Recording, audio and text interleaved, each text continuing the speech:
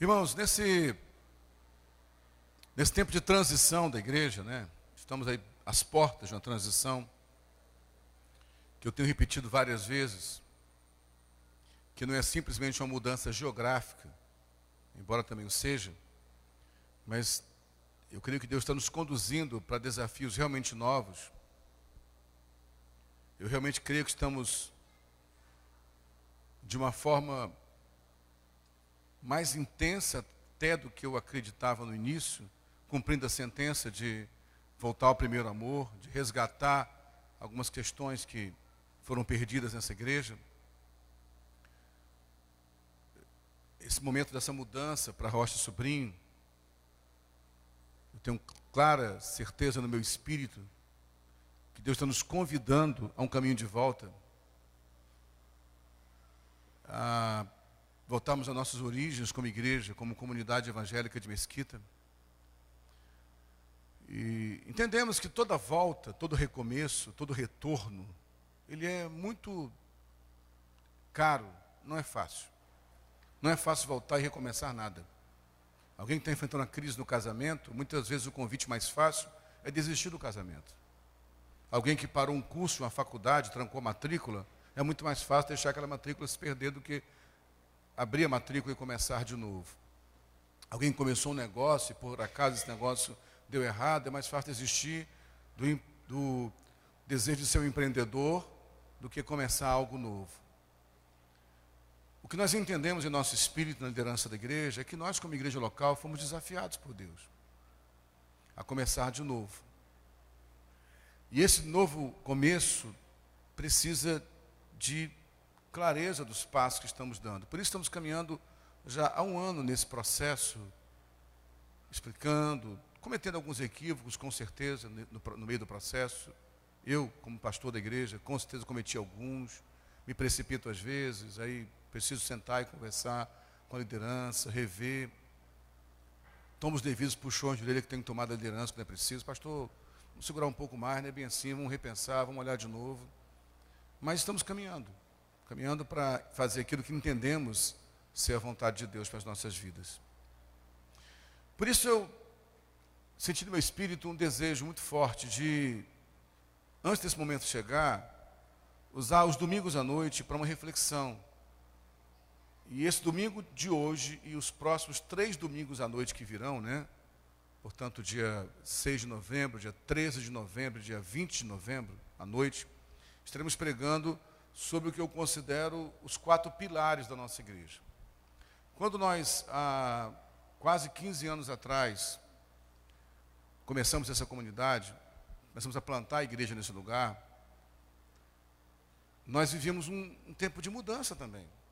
Eu até compartilhei com o meu discipulado na sexta-feira, né?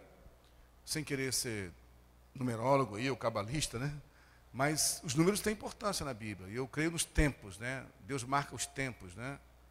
Ou, como é que é o nome que ele falou? Marca lá as marcas do tempo, vai marcando, né? E eu tenho uma coisa na minha vida, tem muito a ver com o número 7, interessante, né? Porque com 7 anos de ministério, lá na Wesleyana, Deus nos tirou para começar o ministério aqui. Depois de 7 anos trabalhando, uma igreja começou com 12 pessoas, e 7 anos depois tinham aí cerca de quase 400 pessoas, né, Cláudio? Acho que uns 380 pessoas como membros firmes da igreja. E no 7º ano nós saímos para começar a comunidade aqui. 7 anos depois que começamos a comunidade, foi a primeira vez que eu voltei no centro de convenções da minha antiga denominação, onde houve para mim foi um momento muito importante, onde houve um concerto, na verdade, onde o bispo da denominação, né, estive no evento, me chamou nesse evento, foi até algo surpreendente para dar uma palavra e publicamente honrou a mim, o pastor César, saímos juntos, né? E sentamos à mesa, quem for wesleyano sabe disso, tem um momento no concílio de pastores que ele convida pessoas para a mesa do bispo, nos convidou para a mesa dele, que ele foi muito simbólico para mim, sentar à mesa com ele, poder conversar mais de perto, poder pedir a ele se por acaso tinha machucado o coração dele, não houvesse uma mágoa. Ele falou, foi muito legal ver aquela conversa do bispo Ronaldo, que já está no Senhor hoje. Não, meu filho, fique em paz, Deus abençoe o ministério de vocês. E para mim aquilo foi um selo realmente, 7 anos depois. acontecer aquilo. E mais 7 anos depois, ou seja, 14 anos depois que eu saí, pela primeira vez eu voltei para pregar na igreja que eu pastoreava. Foi a igreja do K11, né? Desde que eu tinha saído, não tinha voltado mais lá para pregar. Eu voltei no aniversário da igreja exatamente 14 anos depois que eu saí. E eu creio nesses símbolos, né? Que Deus aponta alguma coisa. Então, nesse período completa, nós fechamos 14 anos da igreja, o segundo ciclo de 7 anos, estamos agora, quando encerra esse segundo ciclo de 7 anos, nós vamos estar saindo daqui para outro lugar. Eu creio que há símbolos nisso, Deus fala alguma coisa para a gente, é um desafio novo. Mas, como eu falei, quando nós nos desligamos da antiga denominação, da Metodista Leana, igreja que eu tenho muito respeito até hoje, porque eu sou muito grato, não saímos de lá por nenhum tipo de divergência teológica ou por nenhum tipo de insatisfação pessoal. De fato, houve um mover de Deus em nossas vidas, uma direção clara do Espírito Santo, e nos foi muito caro sair de lá. Não foi algo assim que a gente saiu festejando. Eu amava aquela igreja local que nós pastoreávamos, tinha uma história ali, então não foi uma coisa que eu saí morrendo de felicidade. Saí por entender que era a vontade de Deus. Estava pleno em saber que era a vontade de Deus. E naquela época, assim começamos a igreja, Deus me colocou perto de mim pessoas muito boas, né? Que são mais organizadas do que eu, que são mais capazes do que em algumas áreas. Eu não sou um cara muito organizado em algumas coisas. Eu costumo dizer que eu sou um turbilhão por dentro, né? As coisas vão acontecendo e nem sempre eu entendo, e só o presbitério deve me amar muito para ter paciência em andar comigo, porque eu tenho consciência disso. Eu não sou um modelo de organização, né? Graças a Deus minha vida é equilibrada, não vivo uma vida financeiramente enrolada, nem tenho problemas nessa área, graças a Deus não. Mas não sou aquela pessoa que sou pragmático, que tem reuniões muito bem organizadas, pautas excelentes, né? Eu fluo, é meu jeito de ser, né? E Deus me cercou de pessoas que às vezes me colocam freio. E eu até digo para alguns amigos, né, pastores, que são meus amigos, que são pastores de comunidades, e as comunidades evangélicas, elas têm um estigma, né, até injusto algumas vezes, de serem igrejas muito soltas, onde o sistema de governo da igreja é muito autocrático, né? Uma única pessoa resolve tudo. E eu sei que algumas funcionam realmente assim. Aqui não, nós temos uma diretoria da igreja, temos, né, um presbitério, um colégio pastoral, a gente se reúne constantemente. Isso gera desgastes às vezes, algumas ideias que eu tenho são vencidas, né? São votos vencidos, eu tenho que rever, voltar atrás, né? Uma coisa boa é que eu sou um bom argumentador, então a gente argumenta muito, mas nem sempre é fácil convencer, então a gente é vencido pela galera na argumentação. E assim que a gente aprendeu a caminhar. Então no começo da igreja, como eu falei, por falta dessa pouca, por ter pouca habilidade em ser uma pessoa muito estruturada e organizacional, muita coisa ficou solta nas nossas falas e conversas, mas havia toda uma percepção desde o início da igreja de algumas questões que para nós eram basais, eram pilares para essa igreja existir, né? E algum tempo, algumas pessoas, né, vêm me falando, poxa, vamos organizar melhor isso, de uma forma que fique claro para todo mundo. Então eu tive uma direção de Deus esses dias e nós pregamos essas 4 mensagens sobre os 4 pilares da nossa igreja. Nesse momento de transição acho que é importante isso, para você saber se vale ou não vale a pena continuar caminhando juntos. Para você que está pensando em desistir, pensar, será que vale a pena desistir? Ou para você que está pensando em caminhar, pensar, será que vale a pena caminhar? Aí você pensar de maneira coerente aquilo que essa igreja crê como pilar. Nós temos esses 4 pilares. O primeiro pilar que nós acreditamos é uma pregação. Nós temos primeiramente uma declaração de missão, né? A declaração de missão da nossa igreja é implantar o reino de Deus na terra através da pregação do evangelho integral. E para que essa missão seja cumprida, nós pensamos em 4 estruturas, 4 pilares, né, que sustentam a igreja nesse alicerce. Um pilar é uma pregação bíblica, cristocêntrica, ou seja, nossas pregações seriam bíblicas, cristocêntricas. Nós não vamos usar a Bíblia aqui para distorcer, né, para pregar aquilo que não é bíblico, para poder ganhar pessoas, ainda que o preço disso fosse perder pessoas. Segundo pilar é a ideia de transformação social, né?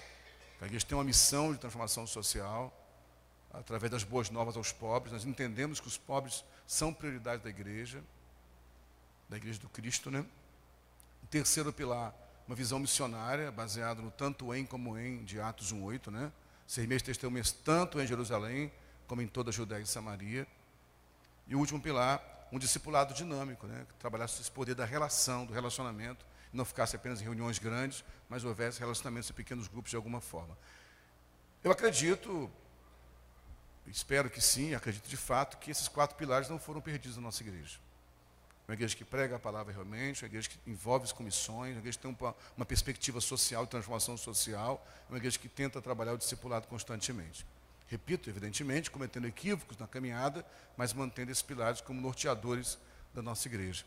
Então, gostaria de, começando hoje, pensar sobre o primeiro pilar, que é uma pregação bíblica, ou seja, uma pregação cristocêntrica, Cristo sendo o centro da pregação desse púlpito. Eu quero usar como base bíblica a segunda carta de Paulo a Timóteo, capítulo 4.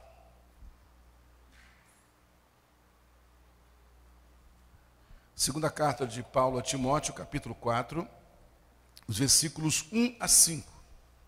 2 Timóteo 4, do 1 ao 5. Quem encontrou pode dizer amém? Diz assim a palavra do Senhor: Conjuro-te, pois, diante de Deus e do Senhor Jesus Cristo, que há de julgar os vivos e os mortos, na sua vinda e no seu reino, que pregues a palavra, instes a tempo e fora de tempo, redarguas, repreendas, exortes com toda a longanimidade e doutrina, porque virá tempo em que não suportarão a sã doutrina, mas, tendo comichão nos ouvidos, amontoarão para si doutores conforme as suas próprias concupiscências, e desviarão os ouvidos da verdade, voltando às fábulas. Mas tu, sê sóbrio em tudo, sofre as aflições, faze a obra de um evangelista, cumpre o teu ministério. Você pode dizer amém? E aí foi tão interessante que quando Deus me deu esse sentimento de trazer essas palavras, não, é aí que eu falo que as coisas acabam acontecendo de uma forma que Deus, eu acredito de fato, gerencia. Aconteceu da primeira, e essa seria a sequência que eu faria mesmo, para aquilo que eu entendo ser as prioridades dessa igreja. O primeiro pilar a ser trazido, que é uma pregação bíblica e cristocêntrica, caiu na véspera do aniversário de 499 anos da Reforma Protestante. Afinal, amanhã, dia 31 de outubro, é o aniversário da Reforma Protestante, né? No dia 31 de outubro de 1517, né, aquele monge católico, Martim Lutero, né, fixou suas 95 teses na Catedral de Wittenberg, na Alemanha, dando início a um processo que, infelizmente, por puro preconceito, não é dado a esse fenômeno histórico o valor que ele tem. Muita gente ignora, até nas universidades, trata a Reforma Protestante como nada. A Reforma Protestante realmente deveria ser o que mudaria em Idade Média e Idade Moderna. Se fôssemos justos, seria isso. Alguns ignoram isso, tentam colocar a Revolução Industrial, né, o humanismo, ou então outros movimentos humanos, como o divisor de águas entre Idade Média e Idade Moderna. Mas, na verdade, se formos honestos, é esse momento, porque a Reforma Protestante ela foi uma grande mudança na visão de mundo, a cosmovisão que o mundo teve, né? Na verdade, foi um movimento, a igreja cristã, ela inicia lá, né, em Jerusalém, com os apóstolos, ela começa as missões com Paulo, alcançando as cidades não judias, cidades gentílicas, né? O evangelho começa a crescer. Nós sabemos que antes do final do 3º século da era cristã, né, o evangelho já havia alcançado todo o Império Romano, até que tem a famosa conversão, ou pseudo-conversão de Constantino ao cristianismo, e lá em 313 depois de Cristo, né, a igreja cristã é aceita, e logo depois o sucessor de Constantino, Teodósio, que é seu filho, acho, ele acaba oficializando a igreja cristã, a religião cristã como a religião oficial do Império Romano, e aí começa um período de desmando, né? Um símbolo disso é o Papa Gregório, lá no ano 500 depois de Cristo, que ele assume o papado, né? E começam algumas leis muito pesadas e muito sincretismo, muita mistura, e nós tivemos um período longo, chamado Idade Média, né? De obscurantismo, de cegueira, foi a Idade das Trevas, onde o conhecimento foi bloqueado, onde a Igreja Católica Romana dominou todo tipo de ideologia no mundo dominado por eles, e havia já um movimento, né? Na verdade, mais de um século antes de Martim Lutero, pessoas como John Wycliffe, na Inglaterra, tentaram fazer uma reforma, já pregavam contra algumas coisas que haviam na Igreja Católica. Veio João Hus também, que acabou sendo queimado numa fogueira, tentando trabalhar o conceito de reforma, Savonarola. Então, alguns antecessores da reforma tentaram romper esse sistema e não conseguiram, até que surge esse monge Martinho Lutero, né? Em 1512, ele era professor na Universidade de Wittenberg, professor de teologia, mas como era comum naquele tempo, muitos líderes católicos não tinham acesso à Bíblia. Eles tinham acesso a porções da Bíblia. Embora Lutero desse aula de teologia, ele tinha pouco acesso ao conteúdo total da Bíblia. Quando ele tem, de fato, contato com a carta aos Romanos, ele entra em crise. Ele conhece a justiça de Deus pela graça, né, que o homem é salvo pela fé, justificado pela fé, que gera uma crise em Martinho Lutero. E para piorar a situação, né, em 1517, um dos vendedores de indulgência, né, chegam lá na Alemanha, vendendo indulgência. Lutero se revolta com aquilo, protesta. Naquele tempo não tinha Facebook, não tinha WhatsApp, não tinha internet, não tinha publicações para o mundo todo. Então o Facebook da época, o Instagram da época era afixar teses em algum local público. Então Lutero prepara 95 teses reclamando, questionando algumas ideologias católicas, principalmente a venda do perdão, que era a venda de indulgências, a adoração de imagens, o purgatório, enfim, algumas questões específicas lá. Ele escreve essas 95 teses dele e prende na porta da catedral, e aquilo é uma forma de convidar para um debate, né? Era a forma de dizer: eu quero discutir esse assunto, e isso gerou uma polêmica muito grande, e ele começou então a ser perseguido. Em 1519 houve um debate com ele na Alemanha, não é isso?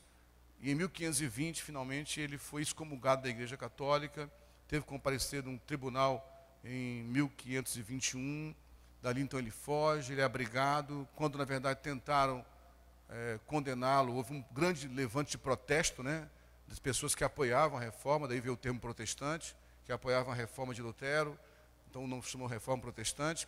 E houve todo um envolvimento histórico, porque Deus se envolve na história, né, gente? Porque na verdade a reforma, quando eu digo que ele é um fator determinante para a mudança da história, é porque havia livres comerciantes, haviam pensadores, né, gente do movimento humanista que começava a nascer, apoiando, porque não aguentava mais aquele domínio católico que impedia as pessoas de pensarem livremente. Então, a reforma ela deu uma virada nisso tudo. Na verdade, depois da reforma, a imprensa ganhou muita força. Logo depois, Gutenberg imprime a primeira Bíblia, né, na Alemanha, e e Lutero traduz a Bíblia do latim para o alemão, né, para dar acesso às pessoas, para que as pessoas pudessem ter acesso à Bíblia. A reforma protestante trouxe muitos avanços, gente. O conceito de universidade, que antigamente era apenas monastério católico, é muita reforma protestante. As maiores universidades do mundo, né, Yale, Harvard, Oxford, né, são todas universidades que nasceram por causa da reforma, nasceram de igrejas. Igrejas criavam seus institutos bíblicos que viraram universidades depois, né. As maiores universidades do mundo, você imagina, são frutos da reforma protestante. Os hospitais, o conceito de hospitais foi muito melhorado com a reforma protestante. Houve todo um avanço de acesso à informação, acesso à leitura, a publicação de livros, um avanço em todas as áreas. A reforma trouxe a mudança, e até, alguns não gostam disso, mas não é verdade, a reforma protestante foi muito responsável também pelo nascimento do capitalismo, né? Há quem não goste, mas o capitalismo, gostando ou não, é o que trouxe ao mundo algumas questões a serem discutidas, né? Já que, e não quero entrar na polêmica aqui política não, o socialismo ficou muito fantasioso, porque pegaram dele uma fantasia que não foi prática, na verdade, né? Agora, você pode concordar ou não de tudo que a reforma fez, mas ignorar não dá para ignorar. Ela trouxe uma mudança na história da humanidade. Agora, como eu falei, com todo esse envolvimento que envolve história, política, economia, ciência, tecnologia, mas o grande apelo era para a mudança na igreja, na verdade. Lutero, na verdade, nem queria romper com a Igreja Católica. Lutero não tinha essa intenção, ele queria reformar o que havia ali. Ele que foi excomungado, na verdade. Ele nunca se viu um ex-católico, ele foi forçado a isso. Agora, houve 5 declarações, são as 5 solas, né, do latim, os 5 somentes da reforma, que eram a base da reforma, que era somente pela Escritura, que é o sola Escritura, nem somente pela Escritura, somente Cristo, somente a fé, somente a graça e glória somente a Deus. Ou seja, o que a reforma dizia? Toda glória é só a Deus, não há nenhum outro santo, só a Deus. A salvação é somente pela graça, não mais por sacrifícios humanos, nem é mais meritória, é pela graça. Eles entendiam que toda a conquista na vida é somente pela fé. também não mais por sacrifícios humanos. Todo tipo de intercessão é somente por Cristo, não há mais intercessores fora de Cristo. E toda a base da fé cristã seria somente pelas Escrituras. Por isso que é o solo Escritura. Então, somente pela Escritura, somente por Cristo, somente pela fé, somente pela graça. E toda a glória somente a Deus. Eram os 5 pilares da reforma protestante, ok? Portanto, um dos pilares da reforma é exatamente esse, somente pela Escritura. Logo, quando nós colocamos como um dos pilares da SEM ser uma pregação bíblica e cristocêntrica, quando nós pensamos sobre isso, irmãos, pensamos no seguinte: vamos lutar, e para isso nós nos cobramos mutuamente. Esse é um pedido que eu faço sempre ao presbitério, eles sabem disso. Me ajudem, me questionem. Eu peço esse púlpito várias vezes, falei isso aqui, repito mais uma vez: não confie em mim cegamente, não aceite tudo o que eu digo gratuitamente. Por favor, duvide de mim. Se você duvidar de mim, você vai pesquisar na palavra de Deus. Uma fé que não pressupõe dúvida é crendice. A fé genuinamente bíblica envolve dúvida, envolve perguntar por que é assim. E a base tem que ser isso aqui, a palavra. Amém? Amém, irmãos? Portanto, o compromisso desse púlpito é pregar a Bíblia Sagrada. A questão da pregação é uma questão a ser pensada hoje. O que nós estamos vendo hoje, por favor, não me entendam mal, não que eu ache necessariamente que o fato de um pastor citar publicamente o nome de alguém ou até uma heresia seja em si um erro grosseiro. Como apologeta, como quem defende a fé, ele pode até dizer: olha, o que fulano está falando. Mas Cláudio, Paulo fez isso várias vezes, Paulo citou pessoas por nome. Esse é um enviado por Satanás, esse é um enviado de Satanás, ele é um herege, não ouça, não... Paulo chega a dizer o seguinte: se a pessoa não estiver disposta a ouvir o que eu estou ensinando, nem sente à mesa com ele, não chame de irmão. Então Paulo era pesado também. Mas não acho necessário muitas vezes, porque nós estamos aqui para gastar tempo tentando combater as trevas. É melhor gastar tempo revelando a luz, amém? Amém, irmãos? Então, assim, é certo que hoje há muita heresia sendo pregada nos púlpitos. É certo que hoje, infelizmente, a pregação que mais aparece na mídia não é tão bíblica. É certo que se pegou muitos pontos da teologia genuinamente cristã e se tornaram máximas, se tornaram ênfases teológicas para interesse do pregador. Por isso, o compromisso desse púlpito tem sido, e por isso oramos, que a pregação seja bíblica. E o que é uma pregação bíblica? Paulo explica aqui no seu texto, voltando agora a 2 Timóteo capítulo 4. E eu escolhi esse texto para ser a base da pregação de hoje. Eu já falei isso aqui várias vezes. Esse é um dos capítulos que eu mais amo na Bíblia. Eu amo muito a Bíblia Sagrada, mas esse capítulo, eu sou apaixonado por ele. Eu amo demais esse capítulo. Porque esse capítulo é o final da vida de um herói da fé, irmãos. Sabe, é o final da história de um homem que se doou pelo Evangelho, o apóstolo São Paulo. E não é um final glamuroso. Não é um final de ostentação. Paulo não encerra a sua história com a rica aposentadoria nas ilhas gregas, num hotel de 5 estrelas. Paulo não encerra a sua história dando aula na universidade. Paulo não encerra a sua história numa grande catedral cristã, cercado de assessores. Paulo encerra a sua história numa cadeia. Nesse capítulo 4 de 2 Timóteo, há uma das passagens bíblicas que para mim é uma das mais emocionantes. Quando ele fala: todos me abandonaram. Ninguém estava comigo diante da minha última defesa. Fulano foi para o mundo, ciclano foi para outro lugar. Ele cita a amizade de Lucas, que Lucas estava com ele, o médico, né? Foi fiel até o final. E depois diz assim: mas Cristo não me desamparou. E nesse discurso da convicção da fé de Paulo, ele faz um pedido a Timóteo. Ele fala: Timóteo, traze-me João Marcos, que me é muito precioso no ministério. O mesmo João Marcos com quem teve problema no começo do ministério. Agora ele fala: traz para mim, era um cara conciliador, traz ele para mim, que é importante para mim. E diz também: traze-me os livros, a capa e os pergaminhos que eu deixei na casa de alguém. E de acordo com a maioria dos historiadores da tradição cristã, quando Timóteo chega a Roma, Paulo já tinha sido decapitado. Então fica imaginando Timóteo chegando a Roma com a capa de Paulo, com o pergaminho, com o rolo, e o seu pai na fé já tinha morrido. Final nada glamouroso, né, gente? Nada tão especial, mas era o final de quem sabia que a vida não se limitava a 50, 60, 70 ou 100 anos. A vida é eterna. Você pode dizer amém por isso, irmãos? Esse herói da fé, Paulo, está encerrando sua história. E a carta a Timóteo, a segunda carta principalmente, ela é marcada por uma mensagem de transição geracional. Paulo está trabalhando uma transição geracional. Paulo está trabalhando um legado. Paulo está trabalhando quem seria o seu sucessor. Paulo teve alguns filhos na fé. Tito é um deles, não é isso? Filemão é outro deles. Lucas não deixou de ser um filho na fé de Paulo. Silas. Barnabé, que a princípio foi seu discipulador, depois tornou um filho na fé também. Que nessa dinâmica espiritual as coisas não caminham como no mundo natural. Os papéis podem ser trocados, sim. Mas Paulo escolhe Timóteo como filho a quem deixaria o legado de tocar a obra. Engraçado que Timóteo não era o mais recomendável, né? Timóteo era um cara inseguro. Algumas vezes Paulo chega a dizer assim, olha, não deixe que ninguém coloque em dúvida o seu chamado por causa da sua idade. Paulo escreve carta a uma das igrejas, quando Timóteo quer que ninguém o importune, que ninguém o atormente. Timóteo tinha alguns problemas emocionais, que ele sofria talvez de uma gastrite muito forte, a ponto de Paulo pedir que ele bebesse vinho, não apenas água, por causa dos seus muitos problemas estomacais. Então talvez fosse um cara ansioso, que sofria de questões psicossomáticas.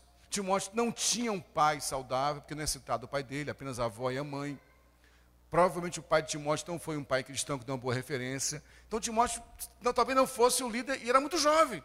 Talvez não fosse o líder ideal, mas foi aquele que Paulo escolheu, conheceu o coração dele. Então essa carta é importante demais, porque ela fala de um tempo de transição. E eu creio que nossa igreja vive esse tempo de transição em muitas áreas. Inclusive, de novos líderes, Deus está levantando na casa dele também. De pessoas novas que vão se posicionar, de uma nova geração de líderes. E, irmãos, eu completei esse ano 50 anos. Eu quero me dedicar ao ministério mais tempo ainda. Eu estou tentando cuidar melhor de mim, espero viver até os 100 anos aí, se Deus assim me permitir, né? E gostaria muito de ter envolvimento ministerial até os meus 80, 90 anos. Mas liderando a igreja, eu sei que não vou estar tanto tempo assim. Eu espero, de fato, que novos líderes se levantem, né? Que surjam novos líderes. E eu quero deixar um legado para esses novos líderes.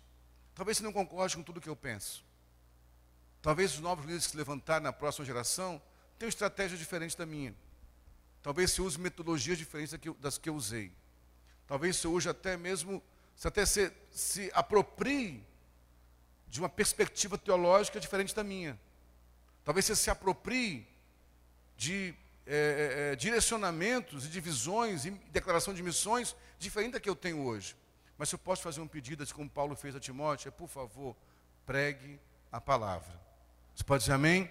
Pregue a palavra, porque a palavra de Deus é o poder para a salvação de todo aquele que crê. Você pode dizer amém, meu irmão? Amém, meu irmão? Nós podemos ouvir todos os conhecimentos. Eu amo as ciências humanas. A gente pode falar de qualquer ciência, mas o que vai transformar a sociedade, o que vai transformar o ser humano é o poder da palavra de Deus. Você pode dizer amém? Isso para Paulo era tão importante, para esse altar é tão importante, para esse púlpito aqui também é tão importante, para um púlpito reformado, que crê na reforma, que crê que dentro da reforma a pregação tem que ser só pela Escritura.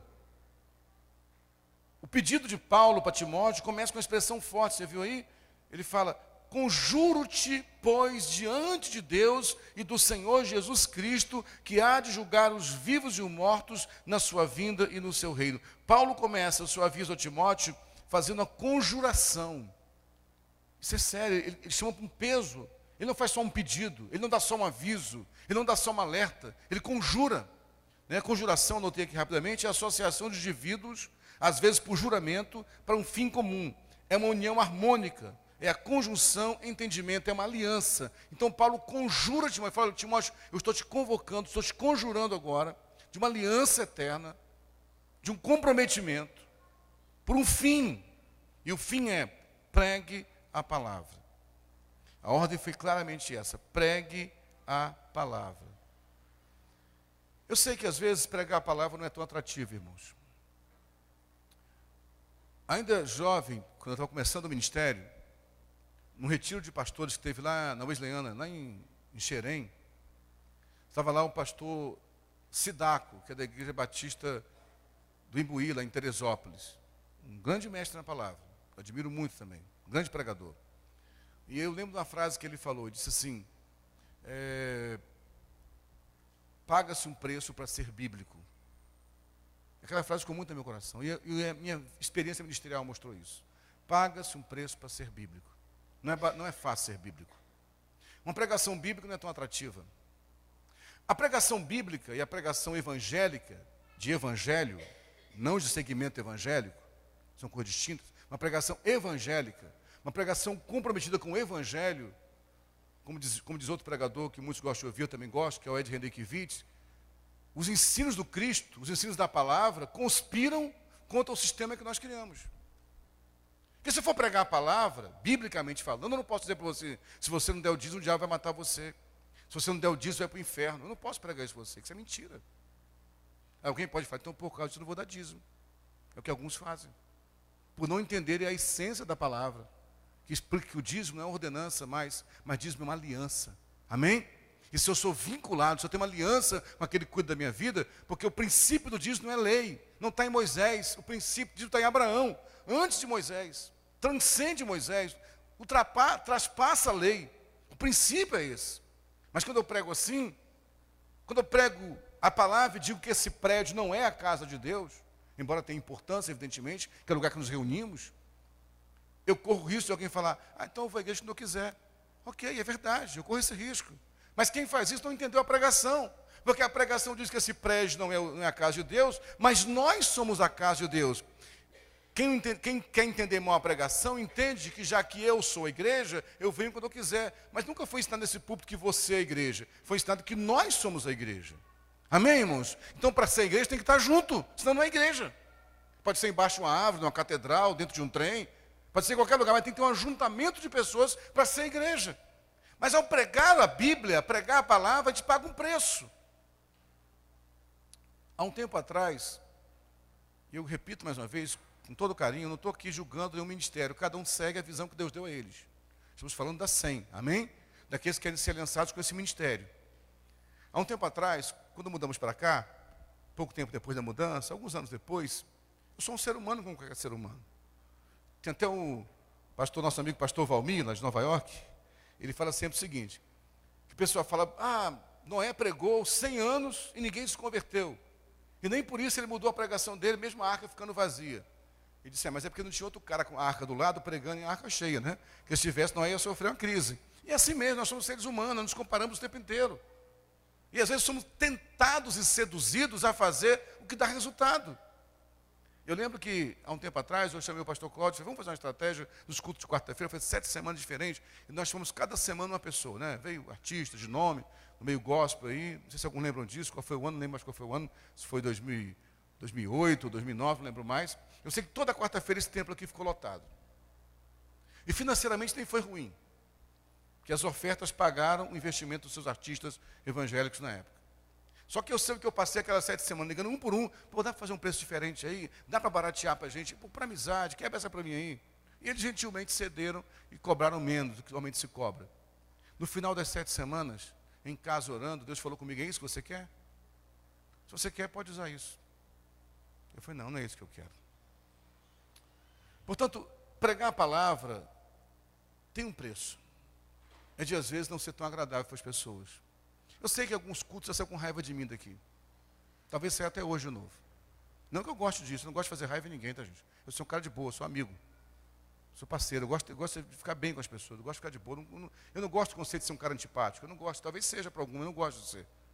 Mas a pregação, tem hora que me corta, me faz dizer coisas que eu gostaria de não dizer. Por pregar a palavra, eu não posso inventar doutrina. Porque a doutrina é a palavra. Eu lembro que algumas vezes sofri discussões antes do presbitério, no presbitério. Pastor, e a questão da tatuagem? E o brinco que os rapazes usam? Eu falei, irmãos, olha só. Eu estou pregando a palavra. Eu não quero chegar lá no céu e Deus falar, mas quem mandou você dizer aquilo que eu não mandei você dizer?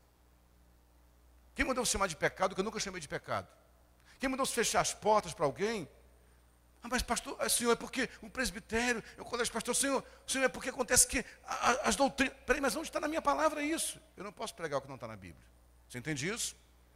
Mas por outro lado, eu não posso chamar de comum o que a Bíblia chama de pecado. Você entende isso? Eu hoje sou um psicólogo, eu sei que a psicologia ensina, mas a Bíblia fala que a homossexualidade é pecado, eu vou continuar dizendo isso. Caso meu CRP se for o jeito, sinto muito. É pecado, eu sou um pastor, antes de ser um psicólogo. E a Bíblia fala que é pecado. Agora, não é um pecado, não existe pecadômetro na Bíblia, onde o homossexual é tratado com discriminação, enquanto o adulto é abraçado por nós.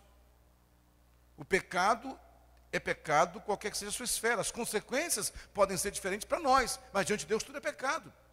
E por isso eu prego, da mesma forma que chamam homossexualidade de pecado e sou mal visto por alguns mais liberais, sou odiado por alguns por amar os homossexuais. E eu os amo. E nós vamos caminhar com irmãos que têm dificuldade nessa área. E que nunca vão ser jogados fora dessa igreja. Pessoas vão dizer, pastor, eu tenho dificuldade. Eu sou um rapaz que tem atração por outros rapazes. Você não vai ser jogado fora dessa igreja. Você não vai ser cuspido daqui para fora. Você vai ser amado, vai ser acompanhado, vai ser cuidado. Ou menina que gosta de meninas. É pecado. Ok, mas a mentira também é pecado. Os mentirosos não são jogados fora daqui.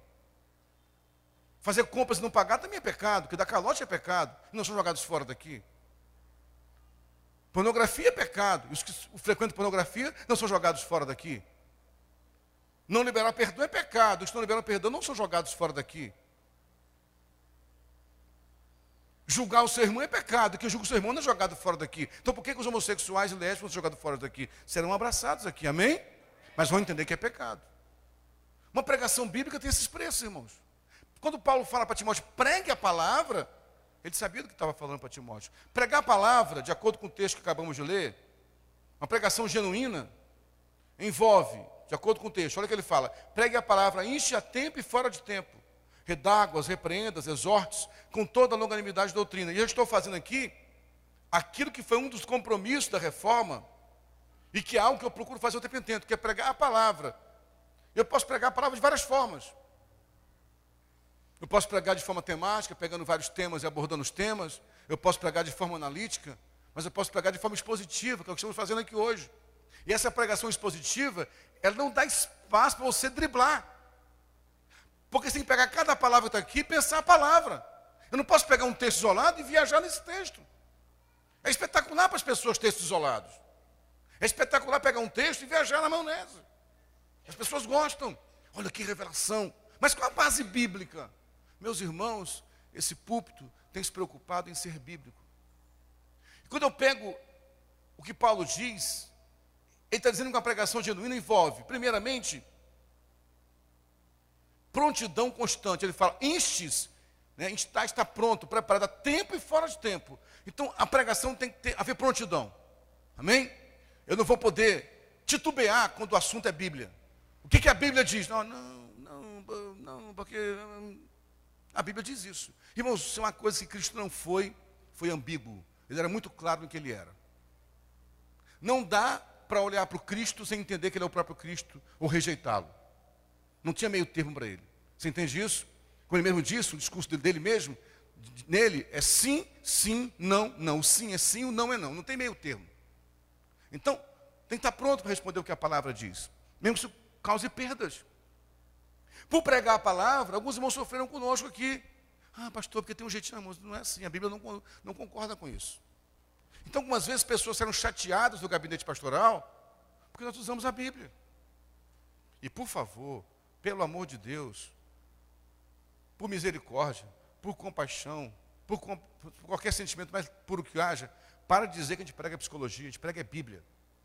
Psicologia é a minha profissão, psicologia é o meu curso secundário, meu curso primário, meu curso prioritário é teologia. Eu prego é Bíblia nesse púlpito aqui. Amém, irmãos? Amém, irmãos? Porque a Bíblia que fala sobre renunciar ao passado, a Bíblia que fala sobre abrir mão de dores do passado, a Bíblia que fala de você confessar para o teu irmão para ser curado. Então a gente prega a Bíblia. E muita gente vai para o gabinete pastoral e ouve Bíblia e sai chateado por causa disso. Já teve gente saindo daqui chateado com o que eu falei, com o que a Patrícia falou, com o que a Denise falou, com o Adaías falou, com o Cláudio falou, com o Adaías falou, e nós falamos a Bíblia para a pessoa. As pessoas hoje não querem ouvir a Bíblia. Não tem como querer ouvir de um pastor que prega a Bíblia. Não, tudo bem, você pode continuar aí mantendo 2 relacionamentos aí, porque Deus é misericórdia. Não dá para ouvir isso. Isso é adultério. Não dá para ouvir alguém que prega a Bíblia. Olha, você não está casado no papel, ele não pode casar para não perder a pensão, então mantenha assim mesmo. Não, isso é mentira. Perca a pensão. Ah, pastor, isso é responsável. Isso é Bíblia, irmão. Alguns morreram por causa da Bíblia. Sabia disso? Alguns morreram por professar a sua fé. Ah, não, mas a Bíblia fala que aquele que confessa com o coração em Cristo será salvo. Eu creio. Naquele tempo, confessar que Cristo era o Senhor era dar a vida para a morte. Então as pessoas querem uma pregação que não seja bíblica. Que o pastor dê um jeitinho. Não tem como. Não tem como quem prega a Bíblia, adaptar a Bíblia ao seu modelo de vida. É você que tem que adaptar o seu modelo de vida à Bíblia, meu irmão. Ok, irmãos? Amém? Quem prega a Bíblia é bitolado. Isso aqui é minha bitola, é a Bíblia. Ah, mas que isso, pastor? Meu irmão, eu prefiro a bitola bíblica, a bitola marxista, do que a bitola calvinista, arminiana, do que a bitola pentecostal, do que a bitola sociológica, do que a bitola capitalista. Minha bitola é a Bíblia. Amém? É meu pressuposto. Então não tem como negociar aquilo que não tem onde abrir mão. Quem prega a Bíblia, é muito difícil pregar a Bíblia, porque a Bíblia é muito cruel às vezes, cruel no sentido firme da palavra, ela bate como uma espada, você não tem para onde correr. Pregar a Bíblia tem um custo. É um custo de estar pronto para pregar ela sempre. Ainda que isso custe a sua própria vida, custe seu emprego, custe seu namoro, custe amizades. A prontidão para pregar sempre. Quando se prega a Bíblia, Paulo diz, tem que haver redarguição. Né? Redarguição é contestar, é comprovar. Quando eu vou redarguir alguém, eu vou contestar aquela pessoa. Na Bíblia. Eu tenho que dizer, não, irmão, isso aqui está dizendo é um equívoco. A Bíblia fala diferente disso aqui. Não, mas acontece que era um costume, não fala redárguas, né? É de redarguição, né? Então, eu na verdade, acontece que antigamente, mas está na Bíblia. Não, mas acontece que na minha igreja, o culto tem que começar a tal hora, mas está na Bíblia isso, irmão. Como é que um cientista que estuda biologia vai contestar, vai redarguir alguém, vai responder alguém contestando, que traz uma questão de uma área da biologia, com os pressupostos da biologia. O psicólogo, o antropólogo, nós somos igreja. Nossa base é a Bíblia. E se alguém traz um assunto, não, mas acontece que não pode ser assim, por quê? Porque na igreja tal, porque lá no... Mas a Bíblia diz isso, não, então não sinto muito, irmãos. Eu escolhi me limitar à Bíblia. Amém? Então não me cobre fora disso. Eu sei que você pode ter argumentos muito bons, históricos, antropológicos, que a igreja era assim, que antigamente era assim, que a tradição era assim, mas a Bíblia diz isso? Não. Então, sinto muito, eu não posso pregar outra coisa que não seja a Bíblia. Envolve repreensão. Quem prega tem que repreender, gente. Tem que dizer, isso aqui está errado. Hoje surgiu um modelo, eu não vou saber o termo em inglês, de pregadores que, resumindo a história, é vida boa. Você tem que pregar uma vida boa às pessoas, pregar alegria para as pessoas. Você tem que dizer coisas que as pessoas sintam bem. Tem um termo que é usado, life, uma vida leve, como se fosse uma vida leve. É um nível de pregação hoje que atrai muita gente dos Estados Unidos, no Brasil também já, né? Escolher as partes da Bíblia que sejam agradáveis, porque as pessoas sofrem tanto, a vida é tão difícil, você pega um trem lotado a semana inteira, você vem para cá cansado, tem que ouvir coisas boas. Isso é muito bonito na teoria, gente. Mas a Bíblia nem sempre fala coisas boas. Na Bíblia você come a gordura, mas come as vísceras também. Amém? Assim é na Páscoa. Então, quando eu prego a Bíblia, eu vou ter que confrontar, vou ter que repreender algumas vezes. Não dá para, não pregue só palavras boas. Alguém falou para mim um dia desses, pastor, eu trouxe uma pessoa aqui na igreja e que a pessoa falou que aqui é legal, mas isso é muito para baixo, porque a palavra é um pouco down, assim, um pouco... Eu sinto muito, é o que a Bíblia diz, a Bíblia chama adultério de pecado, não posso dar outro nome para isso. A Bíblia fala que quem maltrata o seu irmão está condenado, é a Bíblia que diz isso. Não sou eu. Não dá para escolher uma palavra diferente porque a Bíblia diz que eu não quero ser bíblico, você entende? Também existe exortação. Exortação não é enxotação, né? Não é para enxotar ninguém da igreja. Algumas vezes eu já errei, minha carne vibrou e enxotei algumas pessoas, me arrependo muito disso. Eu tenho que exortar. É chamar para perto, irmão, vem cá, isso aqui é o modelo. Para isso, ela, a própria Bíblia, vai ser o meu fiel. Como dizia o pastor Paulo Júnior, Deus e a Bíblia não são fiéis a mim. A Bíblia não é fiel a mim, ela é fiel para mim. Se ela é fiel a mim, ela se adequa às minhas convicções. Se ela é fiel para mim, ela vai me confrontar, vai me exortar. Um cinto que é fiel a mim é elástico. Então, se a medida boa da calça é 38, né, para o rapaz saradão aí, 40, ela não vai botar que eu estou com 46, não. Ela vai ficar sempre ali no 40. É só ter um elástico que marca 40. Vai esticando, a barriguinha cresce, Ela é fiel para mim. Se ela for fiel a mim, ela vai falar, irmão, você está acima da medida, tem que dar um jeito de resolver a situação aí, não é verdade? A Bíblia é assim. Quem prega a palavra tem que exortar. E Paulo avisa Timóteo, para que Timóteo ficasse alerta, por quê? Aí Paulo começa a ter um tom profético, ele fala, porque virá um tempo que, aí ele fala de um tempo que algumas coisas vão acontecer. É lógico que isso aconteceu no final do primeiro século, da era cristã, mas muito, muito mais agora. Que tempo é esse? Um tempo onde as pessoas não suportarão a sã doutrina. Em algumas versões fala, não sofrerão a sã doutrina. Então, nesse tempo, as pessoas não suportam a sã doutrina. Não suportam ouvir a palavra. Então, quando alguém não caminha conosco, ou deixa de caminhar conosco porque falhamos no discipulado, no cuidado, ou porque não visitamos como deveríamos visitar, não acolhemos como deveríamos acolher, isso é ruim demais para nós. Mas quando alguém fala, não quero caminhar com vocês, porque não recebo essa palavra, eu fico triste por ele, porque eu não posso voltar atrás do que a Bíblia diz. Você entende isso? Que alguns não suportarão de fato a sã doutrina, alguns não suportam mais ouvir a palavra. Quando a palavra é pregada, isso os fere profundamente. Isso foi no tempo de Jesus também, lembra disso? Ah, Senhor, mas Moisés deu a carta de divórcio. Ele falou, ele deu por causa da dureza do coração de vocês. Mas no princípio, não era assim. Há um princípio. Ou você escolhe os princípios de Deus, ou o teu coração. Esse século, o negócio é o coração. Separou por quê? Ah, porque eu não estava feliz. Mas quem disse que casamento é para você ser feliz? Casamento é para você amar, meu irmão.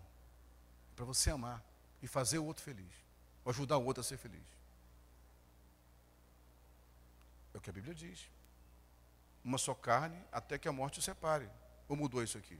Eu sei que convivemos com recasados, é mesmo, não quero julgar você que não. Deus deu uma nova oportunidade, mas aprenda a partir de hoje. Casamento diante de Deus e até que a morte o separe.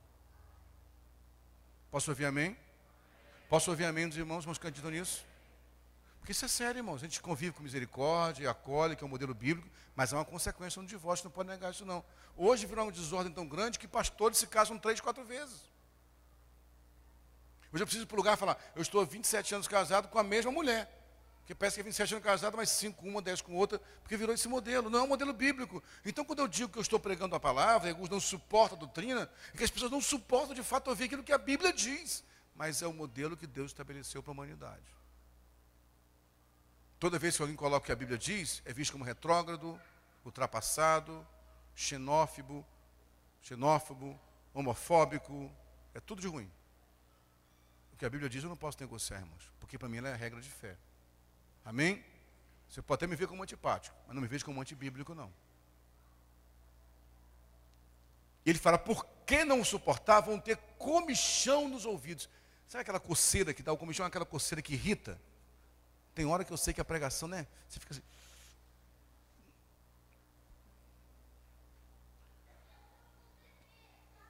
Na versão original fala que essa palavra comichão quer dizer um desejo ardente. É o desejo de não obedecer a palavra. Amontoarão para si doutores conforme as suas próprias concupiscências. É o que está vendo hoje. Hoje, então, é fácil. Você escolhe quem você quer ouvir. Gente. É fácil. Internet, você escolhe os pregadores que quer ouvir. Desviarão os ouvidos da verdade, voltando às fábulas, aos mitos, né? Desviar-se aqui é literalmente virar-se para o lado. Eu não quero ouvir. É o que essa geração está vivendo. E para fechar, diante disso, Paulo avisa Timóteo. Por conta disso, Timóteo, você seja sóbrio em tudo. Sofre as aflições. Faze a obra de um evangelista.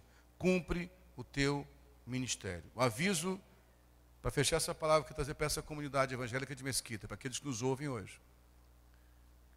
O desafio para aqueles que vão pregar a palavra. Primeiro, seja sóbrio. Ou seja, seja maduro. Sobriedade fala de maturidade. Nós vivemos uma geração de crianças, de adolescentes de 40, 50 anos. E de crentes eternamente adolescentes. Eu fico vendo os argumentos que as pessoas dão algumas vezes. Eu lhes confesso que eu, humanamente falando, me canso. Ah, pastor, Deus falou comigo para eu sair daqui. Mas o que Deus falou para você? Conde, como foi isso? Aí você vai pesquisar no fundo, é porque a pessoa está magoada com uma coisa, magoada com outra, ressentida com outra, que não tratou. Até quando você é criança assim, irmãos? Deus está falando demais com as pessoas, não é possível. Tem gente vendo anjo demais, gente. Irmão, se você visse um anjo aqui agora, você se borrava todo. Ver anjo não é coisa fácil, não. Tem gente vendo anjo demais para ir, vi um anjo aqui, vi um anjo acolá, Deus falou comigo, Deus falou comigo. Deus fala com seus filhos, eu sei disso. Mas a forma que está acontecendo isso, está beirando a imaturidade e a infantilização da fé cristã. Então seja sóbrio, seja maduro. Tudo que você ouvir, confirme aqui, amém, irmãos? Inclusive de mim, aliás, principalmente de mim, que é quem mais fala para você. Já falei aqui uma vez, estou encerrando, prometo, que as crianças começaram a desejar, que uma vez alguém chegou no gabinete e falou, pastor, eu fui na oração, Deus falou comigo. Foi um profeta, falou comigo, eu fui tão quebrantado, por isso que eu vim aqui. É que eu estou transando com minha namorada já há um ano, aí Deus falou que eu estou em pecado. Você precisa ouvir um profeta falar isso, mas a Bíblia fala de fornicação. As pessoas estão assim, tem que ouvir um profeta falar que ele tem que pagar a dívida. Ele tem que ouvir um profeta falar que ele tem que perdoar quem magoou ele. A Bíblia já fala disso, meu irmão. Eu tenho que ouvir um profeta falar para mim que eu preciso falar a verdade para o senhor, que eu estou falando mal do senhor aí fora. A Bíblia fala isso. Se teu irmão te ofendeu, vai até ele. Está na palavra, seja maduro. Sejamos sóbrios, amém, irmãos? Seja sóbrio. Depois ele fala, suporte a aflição, suporte a angústia, a pregação. Quem quer pregar a palavra, e eu falo muito para os mais jovens que estão me ouvindo aqui agora, Deus quer levantar vocês como pregadores, sejam resilientes à angústia. Alguns estão sentindo na pele de jeito nas universidades hoje, não é isso? As universidades brasileiras, quantos aqui estudam universidade federal ou pública? Levanta a mão. Suportem a pregação da palavra. Hoje, falar que é cristão hoje é sofrimento, vocês sabem disso. Não se renda a esse sistema. Não se renda ao sistema, seja você quem você é em Deus. Pague o preço que tiver que pagar. Não queira ser popular para eles. Para ser popular tem que cheirar, tem que fumar, tem que pegar todo mundo, tem que ser gay. Seja crente. Amém? E viva a palavra. E pague o preço por isso. Que virá sofrimento para quem quer pregar a palavra. Paulo diz. Faça a obra de um evangelista. Interessante que a expressão que ele usa aqui, estou quase fechando, prometo, faça a obra de um evangelista, ou seja, a obra de pregar as boas novas, que é o evangelho. A palavra trabalho ou obra, tem algumas palavras no grego, né? Uma delas que eu gosto muito é a palavra poesia, que também é obra, mas que é uma obra como se fosse uma obra de arte, né? Mas a palavra usada para Paulo aqui para obra, no grego, foi ergon. Ergon é um trabalho árduo e pesado. Pregar a palavra é um trabalho árduo mesmo, gente. É pesado, porque você confronta o sistema desse mundo. Mas faça essa obra de quem prega o evangelho e cumpra plenamente o seu ministério. Quantos concordam que esse é o modelo que a igreja desse século tem que escolher? Pode dizer amém? Vamos ficar em pé e vamos orar então, irmãos.